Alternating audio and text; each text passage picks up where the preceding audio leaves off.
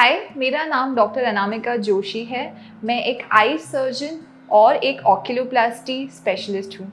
तो आज हम बात करेंगे पानी आँख में से आने की तकलीफ़ जो टीयर पाथवे के ब्लॉकेज की वजह से होती है, और उसमें जो ऑपरेशन हम करते हैं DCR। तो ये ब्लॉकेज में एग्जैक्टली क्या होता है, उसकी वजह से पानी क्यों होता है और इस सर्जरी से हम इसको कैसे ठीक करते हैं, ये आपको समझ में आएगा आज।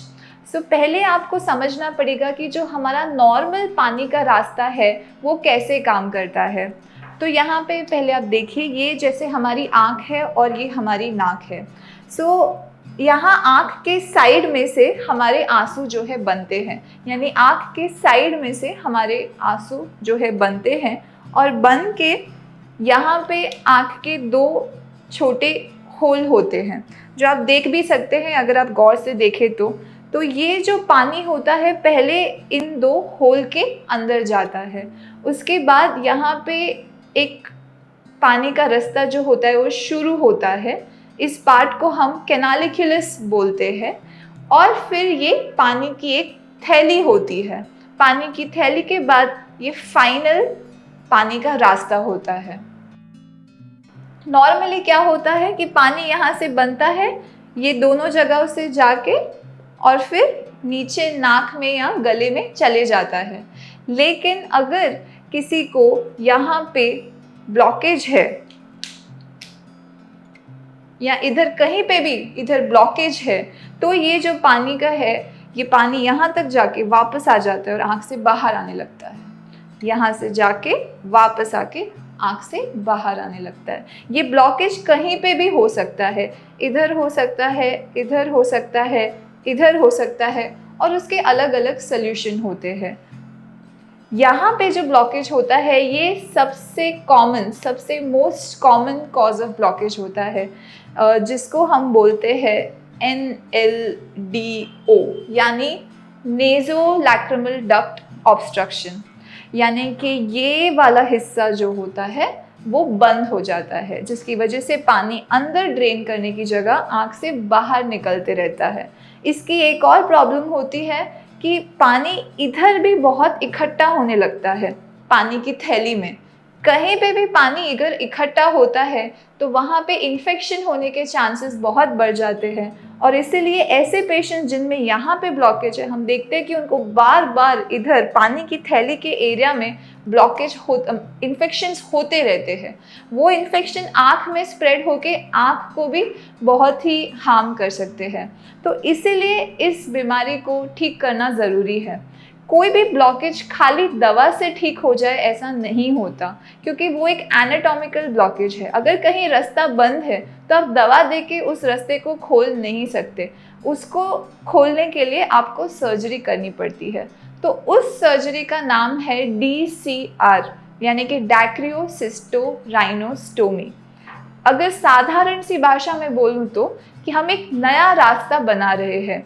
जो रास्ता ऑलरेडी ब्लॉक्ड है उसको छोड़ के हम एक नया रास्ता बना रहे हैं, जहाँ से अब आपके आंसू बहेंगे, और उसकी वजह से पानी जो कलेक्ट हो रहा था आपके पानी के थैली में वो भी कलेक्ट नहीं होगा। इन्फेक्शन और पानी आने की प्रॉब्लम पूरी तरह से बंद हो जाएगी। एक बाईपास मान लीजिए आप इसको।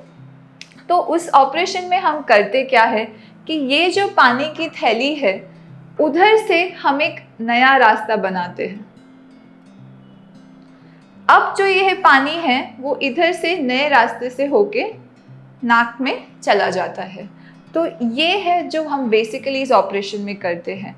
अब इस ऑपरेशन में अगर मैं आपको पूरे डिटेल्स बताऊं तो ये ऑपरेशन लोकल एनेस्थीसिया या जनरल एनेस्थीसिया दोनों में हम कर सकते हैं।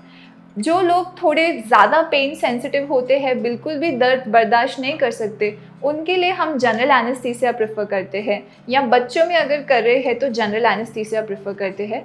बाकी केसेस में हम लोकल एनेस्थीसिया में भी ये ऑपरेशन किया जा सकता है। इस ऑपरेशन में यहाँ पे हम लोकल एनेस्थीसिया दे के रास्ता बनाने का काम कर सकते हैं, या तो यहाँ पे एक छोटा कट देके या तो अंदर से। यानी कि दो टाइप से इसे किया जा सकता है। एक एक्सटर्नली जिसे बोलते हैं एक्सटर्नल DCR, और एक नाक के अंदर से दूरबीन डाल के, जिसको बोलते हैं एंडोस्कोपिक DCR। तो आप मुझे पूछेंगे कि इन दो में से कौन सा बेहतर है, तो दोनों ही अच्छी सर्जरीज है, दोनों ही काफ़ी अच्छी सर्जरीज है। नाक से भी की जा सकती है, बाहर से भी की जा सकती है। पेशेंट फैक्टर्स पे से हम डिसाइड करते हैं। बिना हर पेशेंट के लिए हमारा मैनेजमेंट अलग होता है।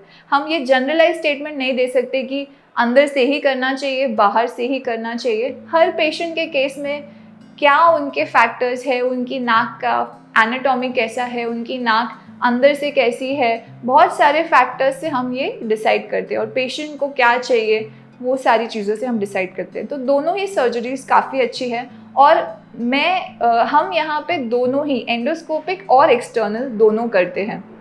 एक जो प्रॉब्लम होती है, कई सारे आई हॉस्पिटल्स में एंडोस्कोपिक प्रोसीजर नहीं होता है, और आप कई बार ENT सर्जन्स के पास जाएंगे तो कई सारे ENT सर्जन्स खाली एंडोस्कोपिक करते, वो बाहर से नहीं करते। लेकिन हम यहाँ पे दोनों करते हैं, और इसलिए हम आपको बेस्ट सोल्यूशन बताते हैं कि आपके केस के लिए कौन सा रूट बेटर रहेगा।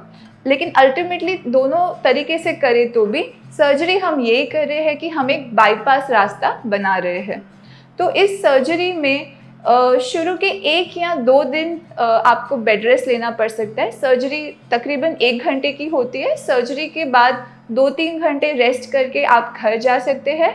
आपको 1-2 दिन बेड रेस्ट लेना पड़ेगा, और नाक में हम एक कॉटन डालते हैं जिस साइड ऑपरेशन किया है। तो एक दिन आपको थोड़ा सा सांस लेने में उस साइड से, आपको दूसरे साइड से सांस लेना होता है। नेक्स्ट दिन जो है हम वो कॉटन निकाल देते हैं। कई बार हम ऑपरेशन में एक ट्यूब भी डालते हैं, जो हमने रास्ता बनाया है उसको खुला रखने के लिए हम एक बार एक ट्यूब भी डालते हैं। वो ट्यूब हम 1 महीने बाद अधिकतर निकाल लेते हैं OPD में ही। उसके लिए दोबारा ऑपरेशन थिएटर जाने की ज़रूरत नहीं पड़ती। और 1 महीने बाद जब ट्यूब निकालते हैं तो हमें रिज़ल्ट क्लियर हो जाता है। इस ऑपरेशन में 95% सक्सेस रेट होता है। 5% चांसेस होते हैं कि जो हमने नया रास्ता बनाया है बॉडी उसको भी क्लोज कर देती है।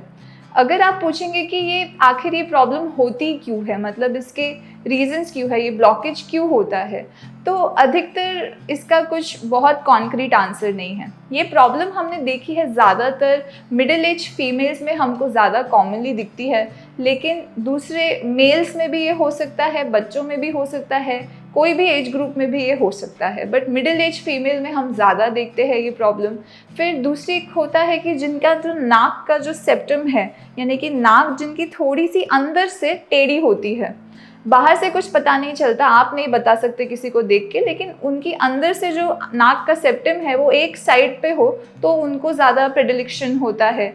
और यूजुअल केसेस में कोई रीज़न नहीं होता, वो बस एक बैड लक है कि वो ब्लॉकेज हो जाता है। बहुत रिसर्च चल रही है ये जानने के लिए कि वो क्यों ये ब्लॉकेज, क्या हम इसको प्रिवेंट कर सकते हैं, पर नहीं कर सकते। अभी के लिए रिसर्च में हमारे पास ये जवाब नहीं है कि क्या इसको हम प्रिवेंट कर सकते हैं। तो हम जो कर सकते हैं वो ये है, ये सर्जरी जिसमें हम एक बाईपास रूट क्रिएट करते हैं।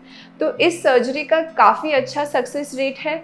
एंडोस्कोपिकली, एक्सटर्नली दोनों तरीके से की जा सकती है। एक्सटर्नली जब करते हैं, यहाँ एक छोटा सा कट से करते हैं, वो स्कार ज़्यादा कुछ दिखता नहीं है।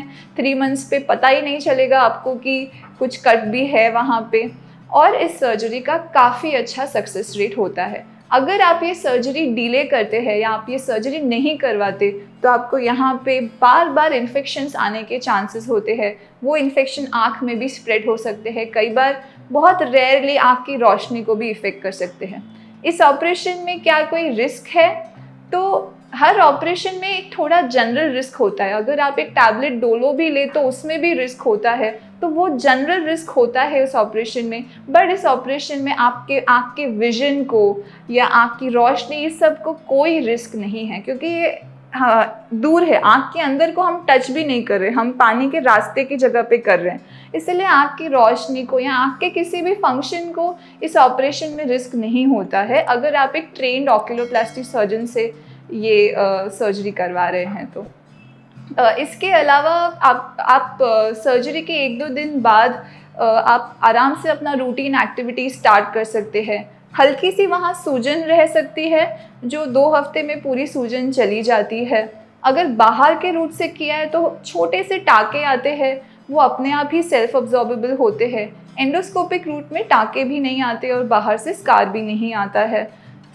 ये सर्जरी काफ़ी one of the most common surgeries है जो हम ऑक्यूलोप्लास्टी सर्जन्स करते हैं, and we get a very good success rate. अगर आपको ये प्रॉब्लम है पानी के रास्ते के ब्लॉकेज की, और आपको पानी का बहुत टाइम से प्रॉब्लम है, तो ये सर्जरी डिले नहीं करना है। इस सर्जरी को आपको डेफिनेटली करवाना है, and you should do it with an oculoplasty surgeon जो दोनों तरीके से ट्रेंड हो, एंडोस्कोपिक एंड एक्सटर्नल, तो आपको बेस्ट रिजल्ट्स आएंगे।